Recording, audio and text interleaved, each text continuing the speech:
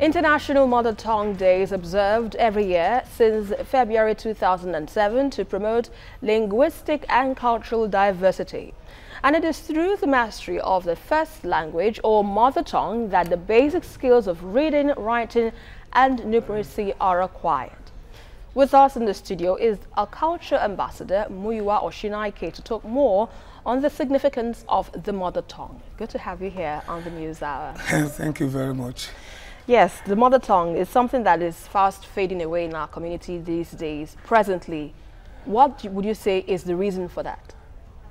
Before we start going to the reason, I think we should first trace where we lost it. Okay. In the 18th century, the white men came to our land and introduced Christianity via education. And since then, in 1914, they now gave us a lingua franca, which is English. And everything kept going on like that, followed by different kind of scholarships to UK here and there. And then we took over lingua franca, English, adopted by the National Assembly before the independence. And from there, we started losing it properly. It's now that if you are in school and you speak in your language, you are speaking vernacular. We start staying away from our languages gradually. And then other countries saw the advantage and they started coming in. The Indians, you remember in the 60s and 70s, they brought in Indian movies. And now we start getting used to Indian movies, start singing their songs. And now Indian teachers start gaining, and Pakistani teachers start gaining entry into our secondary schools. Beyond the educational infiltration that you're pointing now, let's talk about the homes, how the homes help to recognize and establish this lingua franca, because in most homes you don't even hear them speak their dialect to their children or their words. For instance, they speak English. Why is that? It's because we don't want to. We want to associate with what is not ours. We agree that if you don't speak English, you are a native. If you speak English, then you are hip. And hip in what sense? You are hip in that you are part of the contemporary world. That is what is going on now.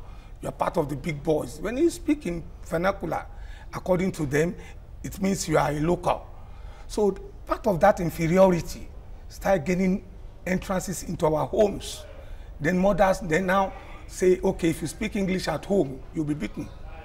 Some mothers do that, and fathers, they'll tell you, do you know how much I pay for your school? You are still speaking your own bati. If I speak to you in English, you must respond in English. So how can we change this now? Turn this around so that we can, appreciate our mother tongue. It's gradually getting back. Thank God for First Act 77. It brought us back home for us to quickly realize that we are losing something. And after First Act, government started putting some things in place. National Council for Arts and Culture, arts councils. From there, things started going back to homes. We started seeing our cultural lives again, especially our language. I remember before the demise of the late Ambassador Shola and Professor Babs Fafnwa, when he was the Minister for Education, they tried to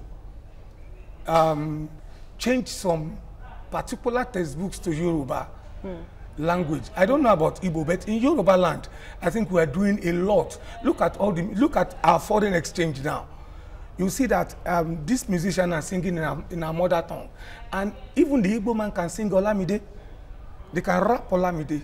It means... That's the musician. The musician. It means the Yoruba people are doing something right.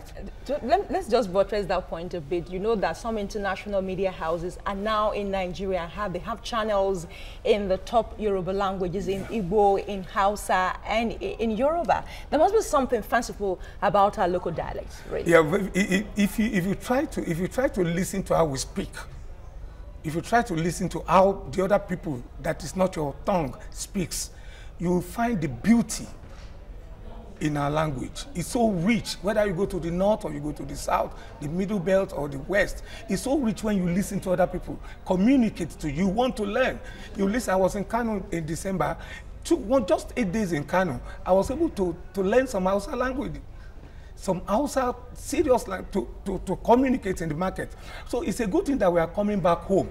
And the Vice President announced it some days ago that in our foreign policy, we'll now be using music, entertainment. And look at the Yoruba movie industry.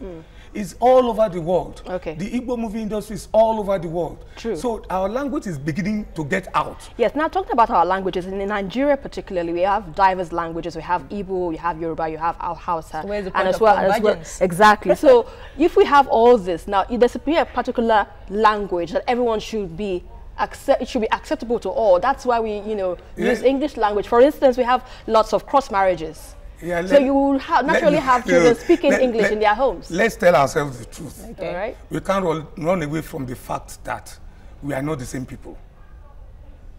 That is the truth. So if Nigeria must have a language, it must still go back to that true federalism, which is restructuring, where the Igbos, they have their peculiarities, the Yorubas, they have their peculiarities. So they can learn a language like we have now.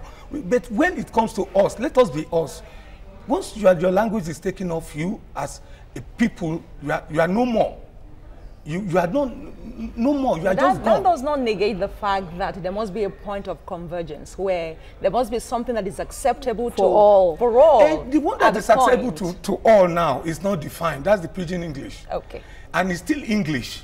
All right. So whichever way. But me, I'm not an advocate of that. Okay. I'm a Yoruba man to the core. We have to end it. We are doing lots in Yoruba land. We have to end it now. And I'm going to speak Yoruba to say Adupe o.